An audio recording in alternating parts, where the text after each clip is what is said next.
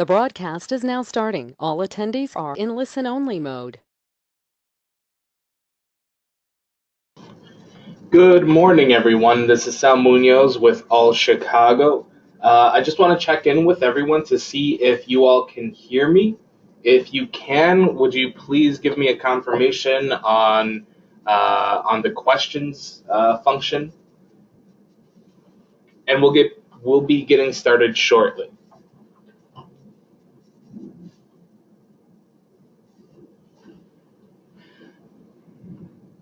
Thanks a ton, Joy.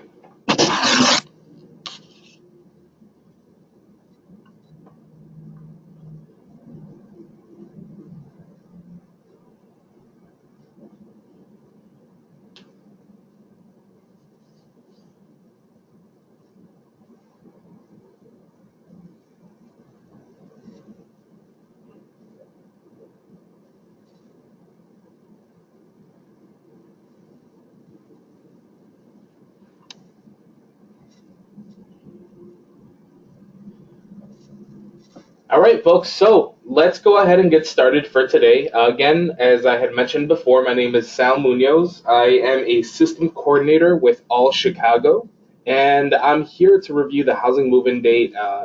There's a new workflow for permanent housing providers.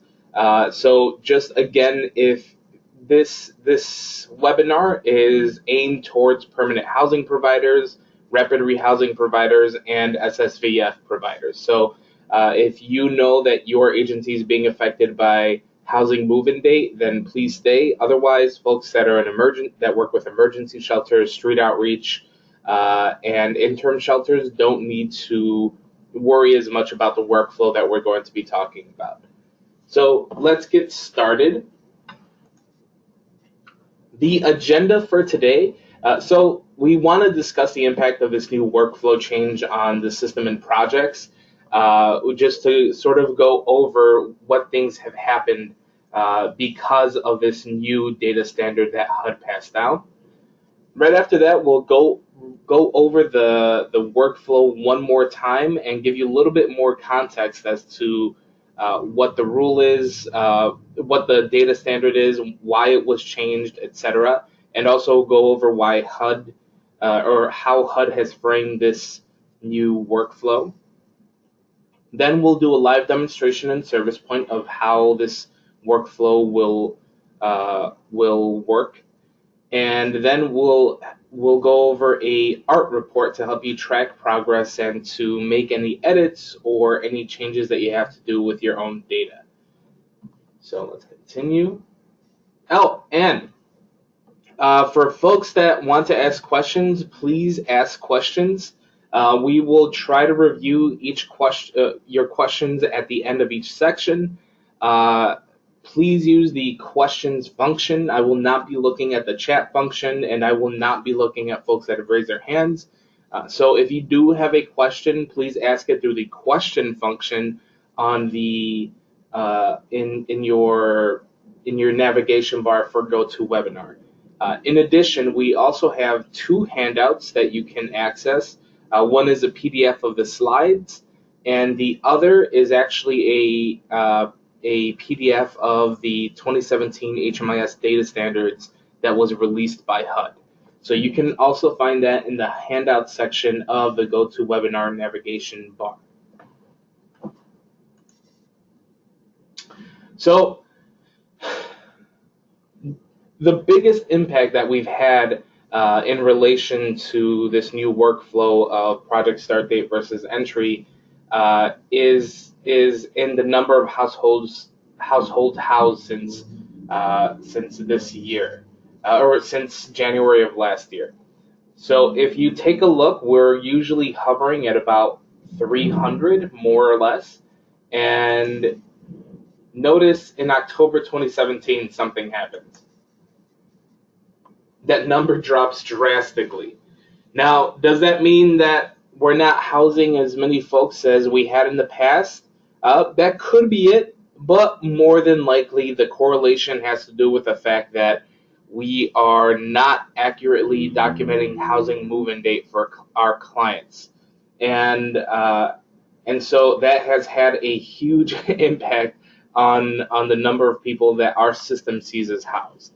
So once more, there is a dip in the number of households housed since January of last year, but that is likely due to the fact that some folks have not been inputting the housing move-in date like the new workflow has required of all permanent housing, permanent supportive housing, RRH, and SSVF programs.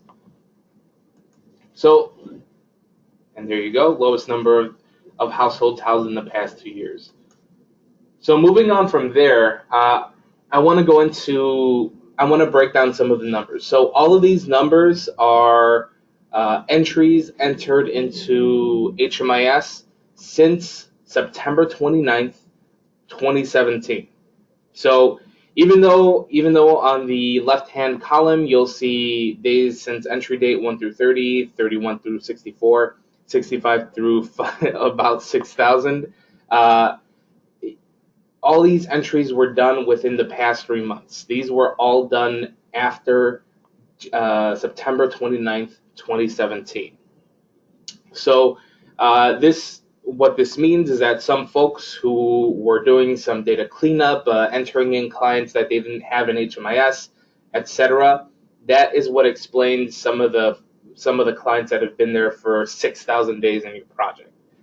And the system, even if your client was entered, let's say, even if your client came into your program on February 1st,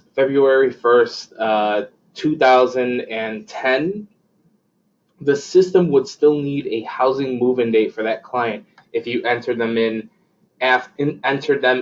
HMIS after September 29th, 2017. So if we take a look here, so days since entry date 1 through 30, the number of entries for head of households was 93. And that just goes to say that there are 93 households that were entered into HMIS, into permanent housing programs, that do not have a housing move-in date. And that's the same case for 31 through 64. We see 169 people, or 169 household entries that were entered into a permanent supportive housing program, but do not have an entry date. That do not have a housing move-in date. So all the households on the right-hand side, the 93 people, the 169 and the 60 people, they all have entries into programs. They all have an entry into a program, but they lack the housing move-in date. So we'll show you what the housing move-in date means. In previous history, I know that permanent housing projects have, for the most part, documented the entry date as the date that the client moves in. And there has been a pretty huge change to the HUD data standard. So let's get into that. So now, as of October 2017, the HUD introduced the project start date. Now, again, previously we understood project entry date as the beginning of a project, but now we have project start date. And again, previously, permanent supportive housing agencies would enter a client into HMIS when that client moved into their unit, moved into their actual property. But now what HUD is looking to track is to see when a client is admitted into the program and then housed into the program. So as some of y'all may know better than I do, clients will come in and they will apply. They will be accepted by you. They will accept your acceptance, and everyone will get ready and they'll be prepared to move into your unit. But it may just so happen that you're getting a unit ready, or the unit's transitioning from another client, so the client has to wait a few days. That is what HUD is starting to track. The date from when your client was admitted into the project to the housing move-in date, the date that they actually are on premise for that night. So here it brings it into a little bit more focus. So once more, it's just helping to determine the length of time from project start to housing placement for all permanent housing clients, not just rapid rehousing folks. And I know that rapid rehousing folks have been using this workflow for quite some time. So let's talk a little bit about what it means to have a project start date. So again, as I keep reiterating, and I think we've been reiterating it since August, I believe. Project start date is now when the client was admitted into the project, and being admitted means information provided by the client or from the referral indicates that they meet the criteria of admission. So the client meets the criteria needed for your program. 2, the client indicated that they want to be housed in the project. And 3, the client is able to access services and housing through the project. The expectation is that the project has a housing opening or expects to have one in a reasonable short amount of time. So again, the 3 criteria for what it means to be admitted is the client meets the criteria that you need to admit them into your program. The client indicated they want to stay in your program, and the client and you will have a opening either that day or within a short amount of time. So that is what admitted means, and that's really important going forward. As I mentioned up top, the agencies that are most impacted by project start date are those that are permanent housing, permanent supportive housing, and rapid rehousing. Now, for those of you that are in rapid rehousing programs, you have been doing this workflow for quite some time, so hopefully it is relatively familiar terrain for you.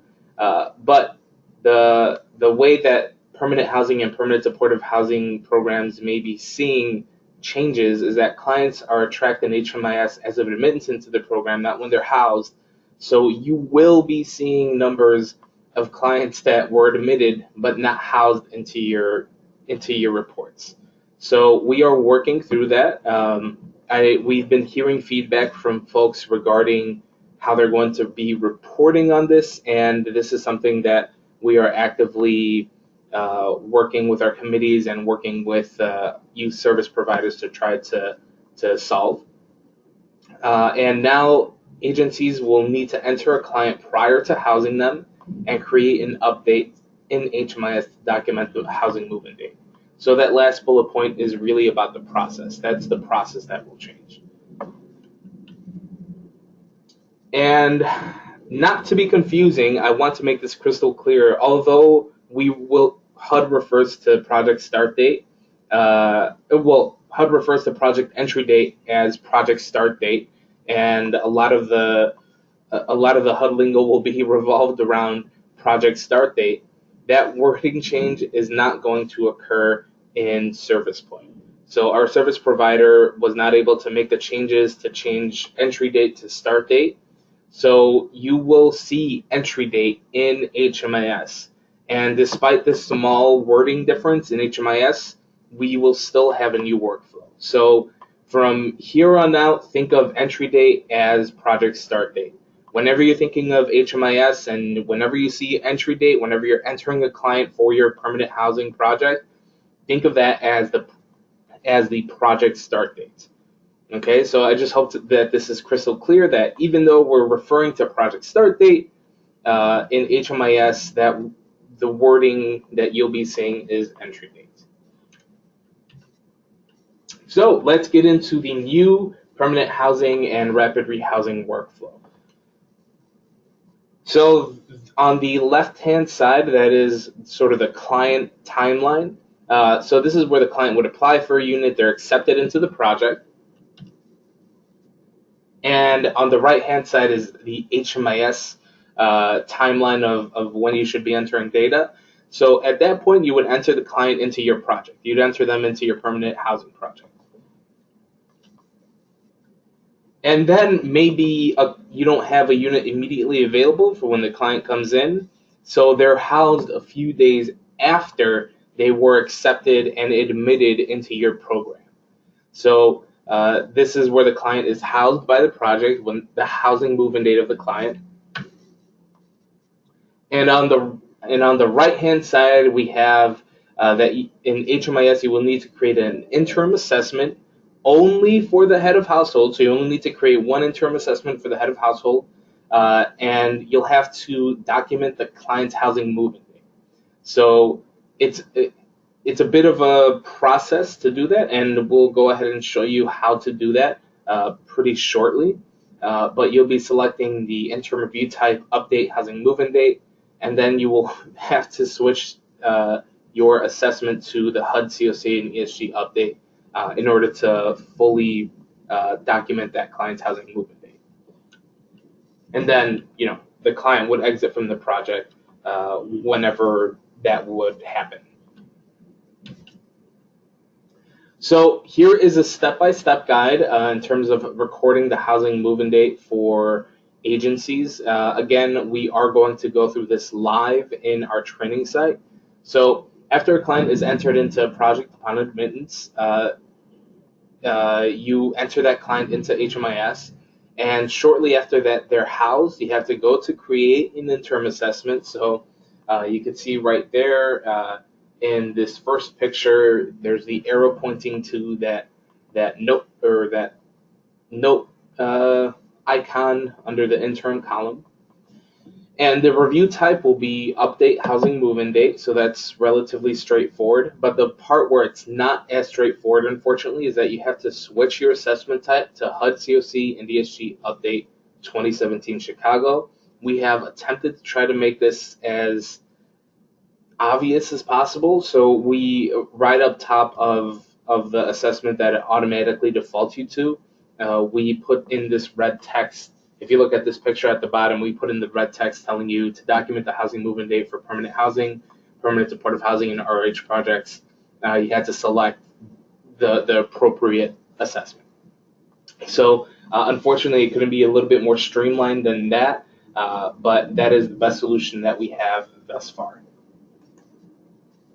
And after selecting the appropriate assessments, that HUD, COC, and ESG update assessment, then you will see the housing move-in date field where you can finally answer that question. Now, for those of you that work in rapid rehousing and SSVF, there's another field that you have to answer, and that's current housing type / location. And another thing from the HUD data standards that occurred is that there is a new pick list item, which indicates the client's current housing type, and that is rental by client with RRH or equivalent subsidy.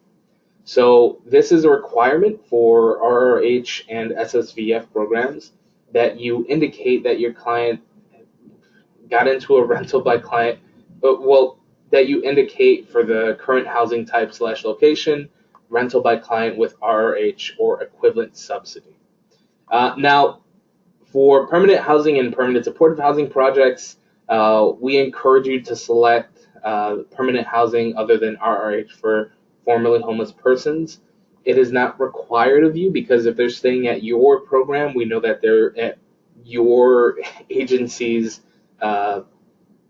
buildings or that they're at your agency. The reason we're asking RRH and SSVF to indicate their client's housing type and location is largely because there's a little bit of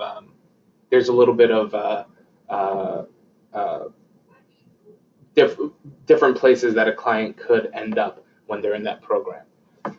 So moving on.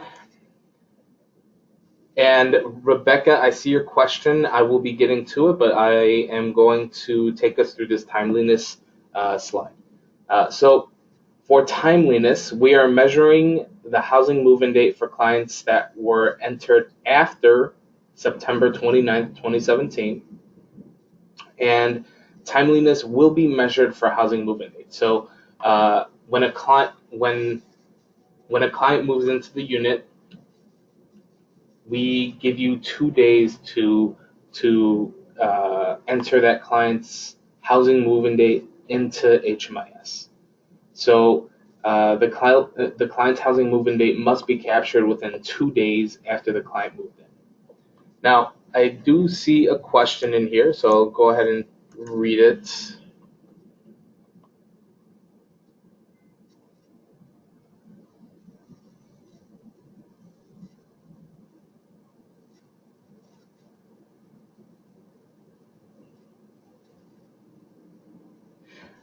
Oh, that's a really good question, Rebecca.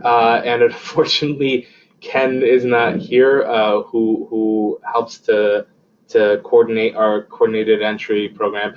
So Rebecca's question is, and I'll just read it out loud. What about when you have received a referral through CES, but there are questions about a client's eligibility? And then she goes into mention that they had a referral where a skilled assessor said a client was sleeping in a place not fit for habitation, but then the client reported that they were just couch surfing, which completely changes whether or not they're eligible. Um, and and then found that ultimately she was not eligible for that. Uh, that is a really great question, Rebecca, and I think that goes into how it goes into how that sounds more like a rematch and a coordinated entry issue that you may have. That's the prime issue, right? So, like having to go back to the skilled assessor, having to go back to the folks that help you do the matching and asking them to, yeah.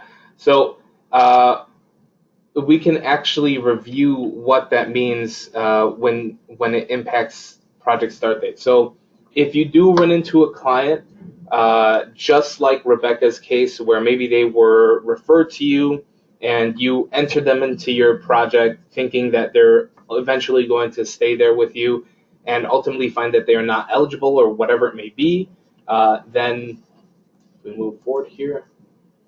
That if a client has only come into your program and has no move-in date, has for one reason or another has never moved in, you can just go ahead and exit the client without recording a move-in date. So you would still enter them into your program and then just exit them without a housing move-in date. But Rebecca, there's a little bit of subtlety that's painted also painted from the fact that it is a referral from the coordinated entry system. So if you remember, being admitted counts as a client has to meet your criteria of eligibility. So the question is, would that mean that you're would that mean that that client was ever truly entered? Maybe they were just referred, but upon working with a client, you found that they're not eligible. Then maybe you don't enter them into your project. They don't start the project with you because they're ultimately not eligible. And if you remember, project start date is from when that client was found eligible, accepted your offer of housing them, and then y'all set a date for when they're gonna be able to move in. So that's what I would say. Yeah, yeah. I'm glad that helps, and I can also follow up with Ken to see what that workflow would be like as it interacts uh, with um, with coordinated entry. So if there are no more questions, folks, I think I'm just going to go ahead and move along. So I just want to review this one more time. There are exits with no house. If you need to exit a client that has, for one reason or another, just dropped out of your program and never moved in, then you would just go ahead and exit that client. There's no need for an interim, no update necessary. You would just have entered that client and then exited them. So I want to go ahead and show you what it looks like to record a housing move-in date for a client.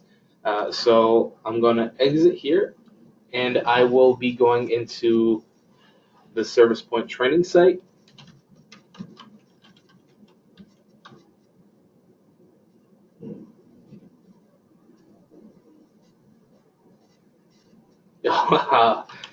Oh, man, I changed my password recently, so I may be having some issues that y'all have. There we go. Oh, good. I was lucky. Okay, so I have my client, Denzel Washington. And as you can see here, he's already entered into our project. So I'm going to go ahead and go to the entry/exit tab. Again, I'm just showing you how to document the housing move-in date. In terms of entering them, exiting them, I won't be getting into that, but I want to give you a chance to see where that housing move-in date field is at. So for this client, he is in our All Chicago PSH program, and we already have an entry date for him. What we'll need to do, let me make this a little bigger, what we'll need to do is create an update for them.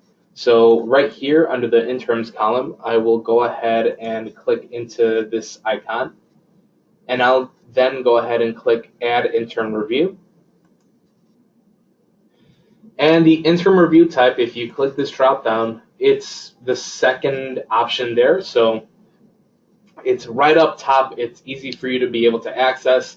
So I'm going to go ahead and click into that. And I'm going to say that this client moved in yesterday, that this client officially had their head on the pillow at our unit on 12/7/2017. So for the review date, I'm going to back that date that one day to yesterday, and I'm going to click Save and Continue. So see how it defaults us to the Annual Assessment 2017 Chicago.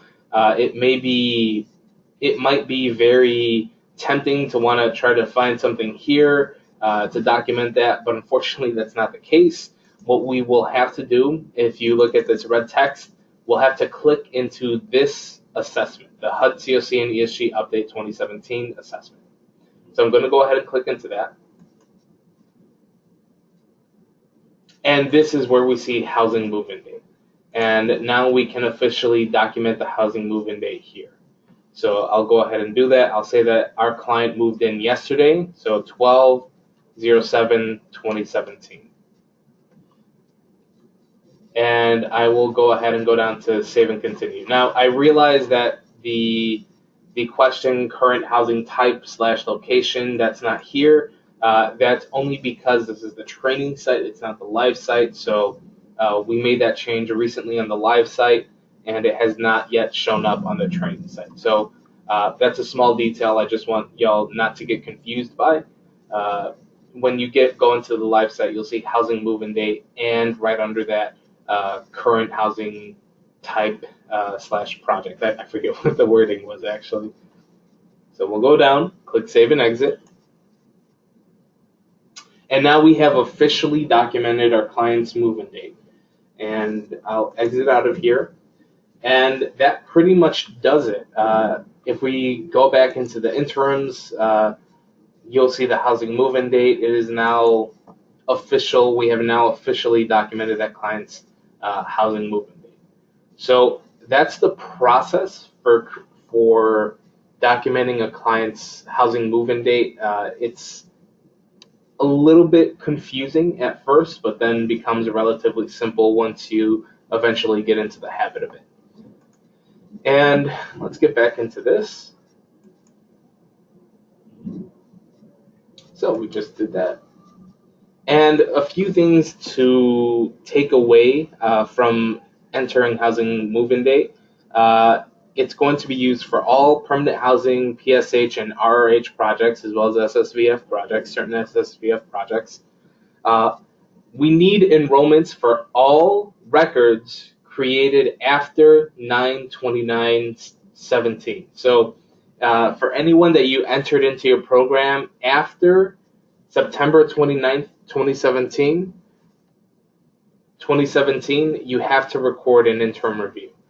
And the housing move-in date has to be entered in as soon as the client moves into housing. So the day after that client's head hits that pillow, that's when you want to record the housing move-in date. And the data element only needs to be recorded under the head of household's record.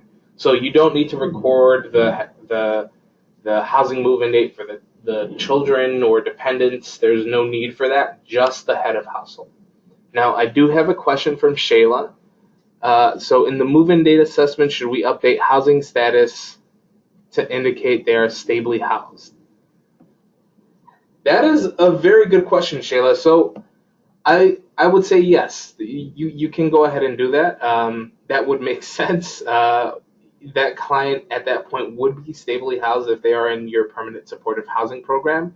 So that's the new update to that client's life in addition to their housing move-in date. So go ahead and do that. Yeah, that would be a good fit to do so. So I hope that answers your question. Now, folks, so we've gone into the process of entering housing move-in date, and if you have questions about that process, feel free to continue asking, and we'll make more time at the end of this webinar to answer any questions you have. But let's get into a report that we have that will help you track who needs to have a housing move-in date attached to their record.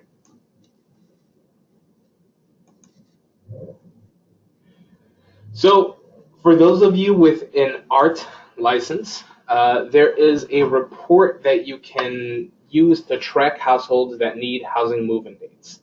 And this is a relatively simple report. Honestly, in my time here at All Chicago, this is one of the easier reports to run. So here we have the PDFs and a guide on our help desk to help you open up this report. But as you can see, you just go under the data quality folder and open up the data standards move-in dates 2017, 11, 15. So you'll run that report, and then you just select your agency. You're not selecting a program. You're not selecting an individual program of yours, a project of yours like we normally ask you to do. You're just selecting one agency, your overall agency, and that'll be it. So it's really nice in that regard. It's just one agency and you're done. So moving forward. And the report has two tabs. So there's a tab for no move-in date completed and a tab for move-in completed. And as you can see, we'll go through the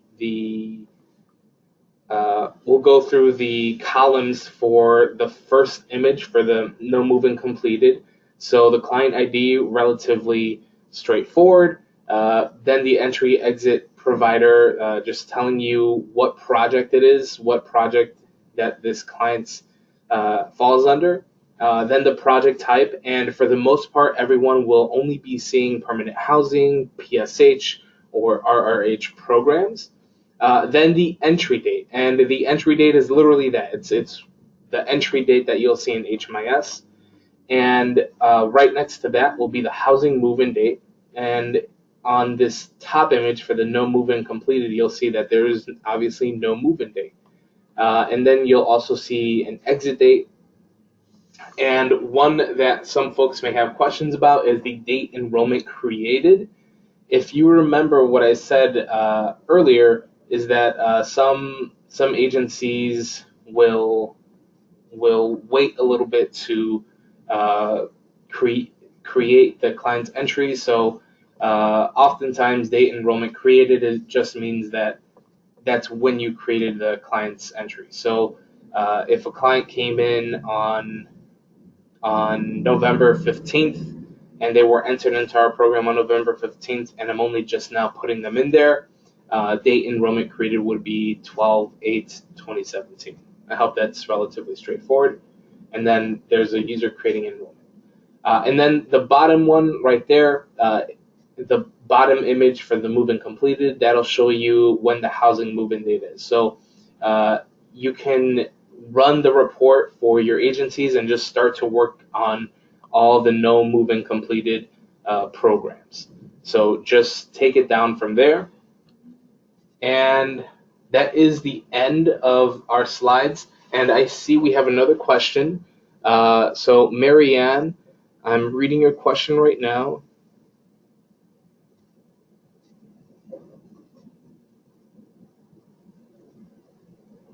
So Marianne, that's a really good question. So Marianne is asking that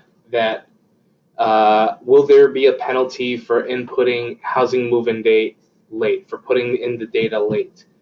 For this quarter, no, there will not be. We will be tracking it. We're tracking it, and you'll be seeing it on your report, but it will not have any negative impact. So we're giving you a pillow. We're not expecting this to have gone smoothly this quarter. So if you have to go back to a client that was housed on October and you don't have a housing move-in date for them, go ahead and do that. You will see it on your data quality report, but that does not mean that it is there as a punitive thing. That means that it's there as like, okay, so this is how we can improve from this point on. And obviously, as with any of these data elements that sort of pop up on us, we try to put in uh, a little bit of padding so that it's not so immediately, you don't get whiplashed from it. So we are going to be tracking that. We are going to be tracking when you put in the client's housing move-in date, but it will not be punitive in any way. It will not count against you.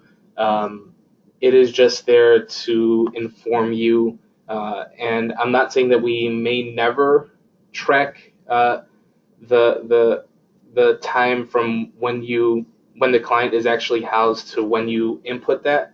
That may be coming soon. That may be something we do in the next year. But as of this quarter and possibly the next quarter, we are not going to do that. We want to give our providers time to adjust to this new workflow. Any other questions, folks? Right on screen, I have a move-in date workflow, running the housing move-in date report workflow, and we also have the HMIS data standards and dictionary.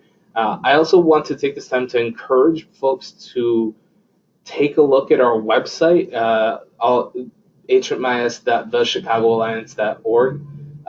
We've been putting a lot of articles on there. We've been trying to document every portion of HMIS that we could in a way that we haven't done in the past.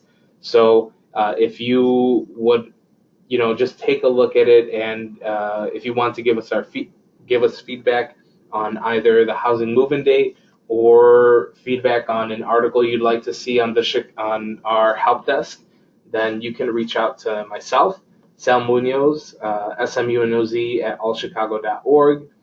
You can also reach out to Ken Lewin, who, as many of you know, is helping to guide the coordinated entry system on the HMIS side. And you can always shoot an email at hmis@allchicago.org. So, folks, I'll give you all a minute or two to come up with any questions that you may have. I'm here to talk to you all, but I will be posting this webinar onto our help desk if you want to review it for later. And as always, those articles, again, are going over the exact same data that we've gone over right now. So if there are no more questions, I'm just going to wait a minute or two, and at 11:40, I'll go ahead and end the webinar. Thank you so much for coming out, and I hope you all have a great weekend.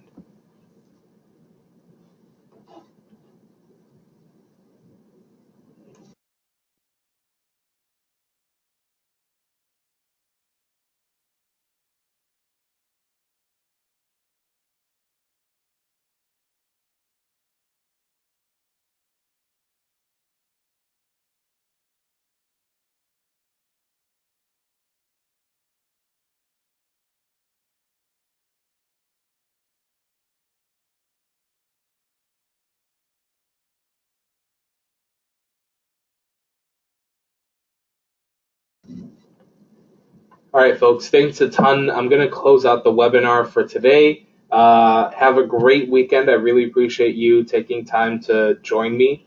If you have any questions, oh, we did get a question. Joy, if we have a referral.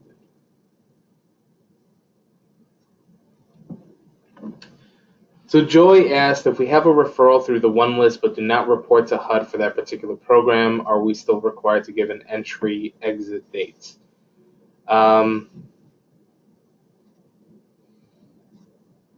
Joy, I will have to follow up with you. I'll have to follow up with you and check in with Ken to get you the best answer for this. So if you could hang tight, I'm going to go ahead and write that question down, and we'll be emailing you shortly, okay? But for everyone else, thank you so much for joining us. And Joy, we'll be getting back to you. I'm going to close out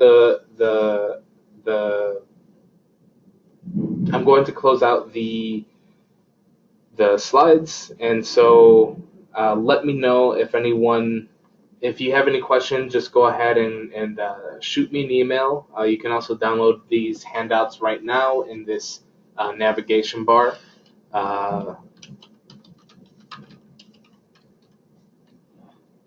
And we will be back with you all shortly. Thank you.